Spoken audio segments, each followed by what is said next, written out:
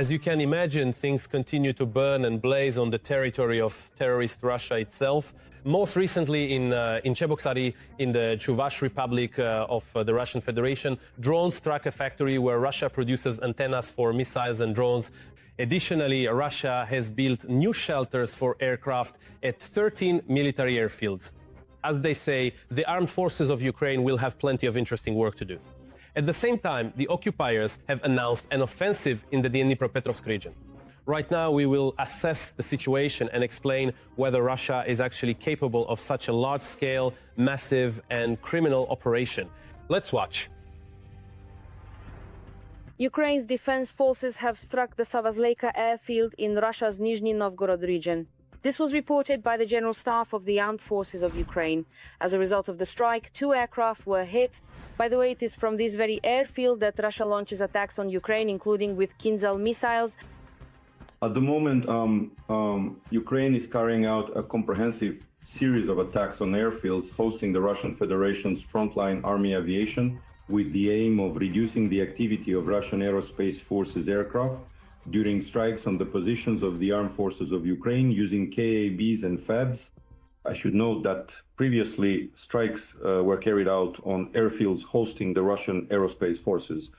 This includes the Milerovo airfield, where, by the way, there is currently a noticeable surge in the construction of engineering structures, specifically for the protection of Russian aerospace forces aircraft. And accordingly, strikes have also been carried out on the Savazleyka airfield, which is a base for MiG-31K aircraft, and the Sharoiko airfield.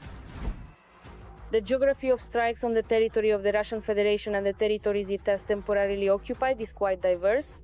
In order to protect their aircraft, the Russians have begun actively building shelters at more than a dozen airfields. As a result, protective structures have appeared at 4 air bases in temporarily occupied Crimea, at military airfields in Alesk, Krimsk, and Primorsko-Akhtarsk, at the Kanskaya air base in Adygea, and at airfields in Akhtubinsk, Borisoglavsk, Kursk, and Lipetsk. Recently, earthworks have reportedly begun for the construction of 10 aircraft shelters at the airfield in Engels, Saratov region. It's not just the aircraft that are being hit. In Cheboksary, Russia, the VNIR Progress plant in Cheboksary was struck. Local authorities confirmed that the enterprise was hit, and it immediately halted operations. According to the Telegram channel Astra, this plant produces a key component of Russia's defense against Ukrainian electronic warfare systems, the Kometa antennas. If military facilities are being hit in Russia, then this same Russia is striking civilian populations in Ukraine. To protect its citizens, Ukraine was supposed to receive 20,000 special missiles to counter Shaheeds, according to agreements with former US President Joe Biden. However, the current administration of Donald Trump decided to redirect them to the Middle East, Ukrainian President Volodymyr Zelensky reported. On June 6, French Minister of the Armed Forces Sébastien Lecornu did not specify the exact company, but announced that a major French car manufacturer would produce drones on Ukrainian territory. According to media reports, it is Renault Automatic Group.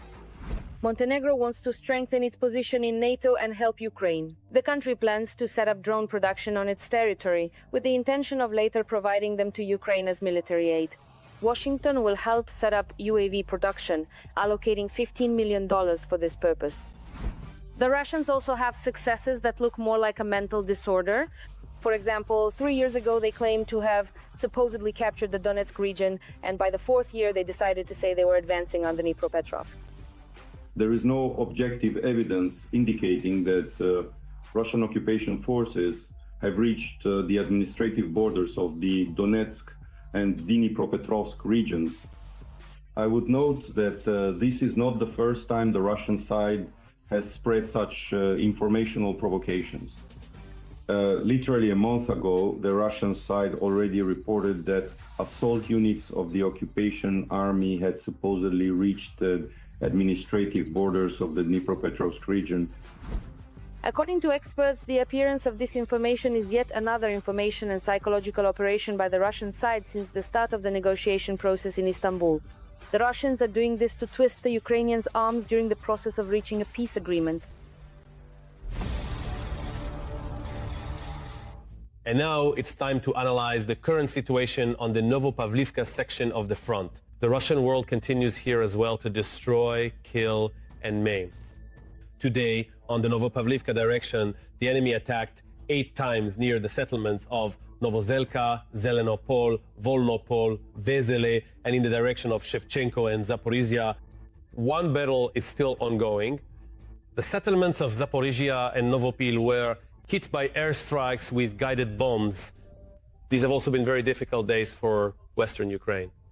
Ternopil and Lutsk experienced the most massive attack since the beginning of the full-scale invasion. In Lutsk, the Russians attacked with 6 missiles and 15 drones. A high-rise building was hit, 27 people were injured, 1 person was killed, and another young woman is missing. TSN correspondent Tatiana Komich visited the scene of the bloody events. We present to your attention her report filled with pain. Because of the night attack, this apartment building suffered the most. One of the entrances completely collapsed from the first to the top floor. The roof was also partially destroyed. Rescue operations have been ongoing here since early morning. Near the destroyed building are the relatives of a young couple who rented an apartment on the 8th floor. Nikolai is 26 and his girlfriend Vanya is 24 years old. The young couple was supposed to get married very soon. The apartment where they lived was completely destroyed. Their relatives held out hope for good news until the very end, but at noon, rescuers found the man's body. His girlfriend's phone is ringing, but he isn't answering. Completely destroyed, nothing left from the 5th floor down to the 1st.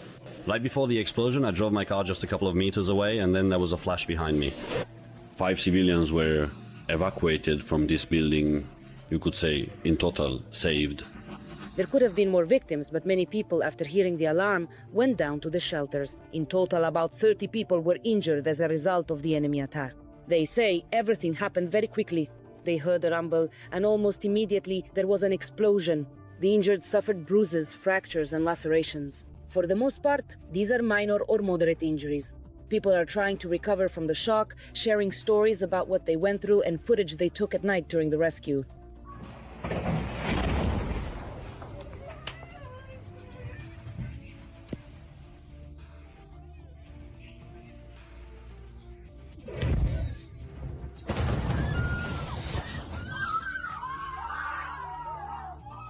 There were injuries, there was bleeding, there were abrasions. People have calmed down a bit now. They have been given hot tea and water. The building is made of panels, which makes clearing the debris much more difficult. If it were made of brick, it would be easier. In addition to this apartment building, the blast wave damaged dozens of private homes, commercial buildings, vehicles, and educational institutions. Doors and windows were blown out there. I was lying under the window. When it exploded, something from the ceiling hit me on the head. I started feeling around, checking if there was any blood. It seemed like there wasn't, and it was dark too. I didn't hear anything. Just an explosion, that's all. We had taken cover. If we hadn't, we'd have been right here. The shrapnel even flew all the way over there. Athletes from the Ukrainian national track and field team who had come for a competition were caught in the shelling. They were staying at a hotel near where the strike occurred. No one was injured because they managed to run away from the windows in time. We sat down in the corridor. We sat in the corridor and stayed there until 4:30 in the morning. Then there was a big explosion. We immediately ran downstairs, and by then everyone there was already a bit injured. Some people were bleeding, others had bandages. Some had blood, some had bandages. There were people there who had been wounded. One person was losing blood, and I immediately started looking for a tourniquet or some kind of band to help him. And the irony is that just yesterday, Victor and I took an exam on this very topic on medical aid. Near medical aid bedding was destroyed nearby. A relief station was set up near the destroyed house. Here, residents are provided with water, food, and also tea. The local authorities also offered temporary housing to people, but most decided to spend the night with relatives. Every voice matters. Join our community, support independent journalism, and help us bring you the truth from Ukraine. Become a member of Ukraine Today. Join us now. Now, let's analyze in detail the situation on the Guliaipol and Orekov directions of the front. The enemy is active here as well. On the Guliaipol direction, since the beginning of the day, one engagement with the enemy near the settlement of Malinovka has been repelled. 2 more engagements are still ongoing. The settlements of Guliaipol and Olgovskoye were hit by an airstrike with unguided rockets. In the Orekov direction, our defenders repelled 3 enemy assaults in the areas of Novoandrievka, Stepnoye, Nesteryanka, and towards Pavlovka. One engagement is still ongoing. At the same time, the enemy carried out airstrikes on Novoandrievka and Kamenskoye. And also, on the night of June 6, Russia launched a massive drone and missile attack across all of Ukraine. But once again, in the Russian Federation itself, local residents can I only dream about it. Several loud explosions were heard in the Saratov, Tambov, and Ryazan regions. In the hope of saving at least something, the Russian authorities decided to hide one of their assets. We'll tell you exactly where in just a minute. At the same time, there's another very interesting fact. The daughter of Keith Kellogg, the US Special Envoy for Ukraine and Russia, responded to the attack on Kyiv and questioned whether Putin is truly ready for peace. Symbolic, isn't it? We'll go into more detail on all these topics in the next analytical segment. Russia has once again carried out one of the largest attacks on Ukraine.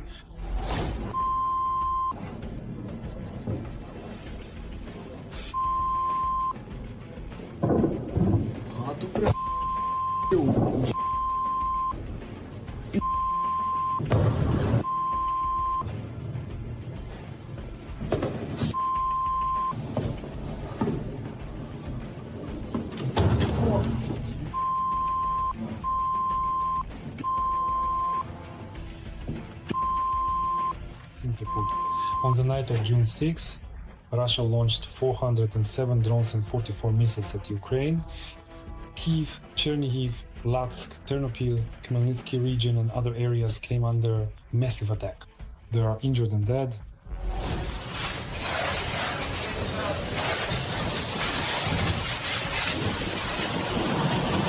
But at the same time, Russia was getting what it deserved in return. Many regions were unsettled by raids from Ukrainian drones. Some of them caused quite a stir in Ingol-Saratov region.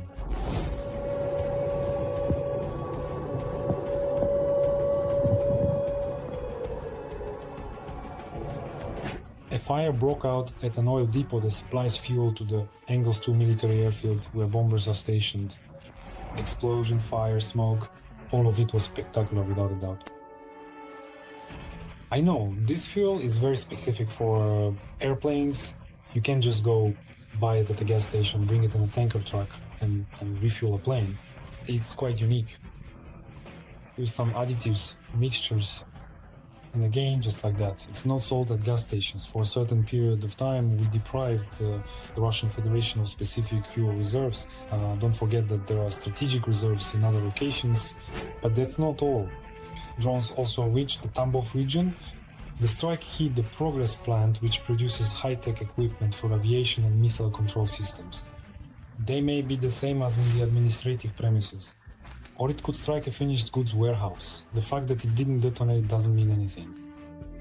For example, some computer, there's no need for it to explode. It burned down, that's it, all the files were there, all the slides, all the presentations, all the technical documentation, everything.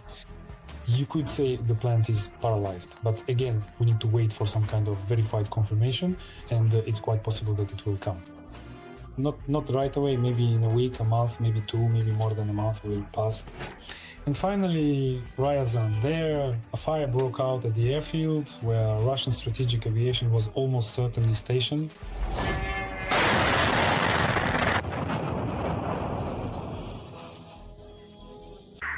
By the way, speaking of Russian planes, after the successful web operation, the Russian authorities apparently couldn't think of anything better than to hide the Tu-160 at an airfield all the way in Chukotka. Well, that's quite a predicament. For Ukrainian drones, the issue isn't even the distance, it's just that a truck loaded with drones simply can't get there. After all, there's no road to the airfield, unfortunately. They were frantically in emergency mode searching for some remote airports to relocate to, abandoned airfields to land at, but before landing there, the local counterintelligence and police combed through the nearby forests, the closest gas stations and clearings, looking for any outsiders or any suspicious cargo or containers. Although perhaps the Russian authorities were also frightened by the effective work of Ukrainian drones in the Bryansk region. After all, according to Russian media reports, the Bryansk airport was attacked and Mi-8 and Mi-35 helicopters were destroyed. Yes. Ooh. Nevertheless, despite Trump's hopes that Putin will come to his senses, deputy head of the presidential administration Pavel Pali stated that Russia plans to occupy the Donetsk and Luhansk regions in the fall and then to create a buffer zone along the northern border by 2026. We don't know under what circumstances he was asked, what exactly he was asked, or why that particular rhetoric was used. Perhaps he was asked what the Russian Federation envisions, and maybe he voiced his own perspective on future plans. But as for me, given the current state of the Russian Federation, I don't think they have the resources to accomplish everything he mentioned by the end of 2025 or, I don't know, by the end of 2026. Kellogg's daughter also responded to the overnight attack on Ukraine, writing on social media that it was a loud night in Kyiv and that, in her view, Russia does not want peace.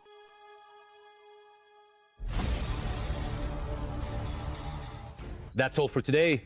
But very soon, Front News will bring you new, unique reports from our journalists in the hottest spots of the war, gathered so that you know the truth. This was Volodymyr Tymoshenko with you. Take care of yourselves and your loved ones.